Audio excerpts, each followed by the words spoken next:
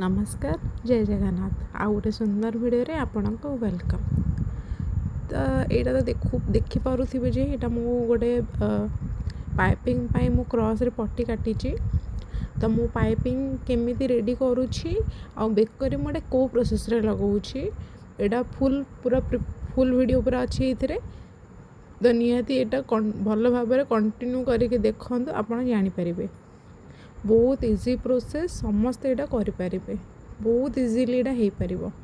तो वीडियोटा को पूरा कंटिन्यू करके आप देखु।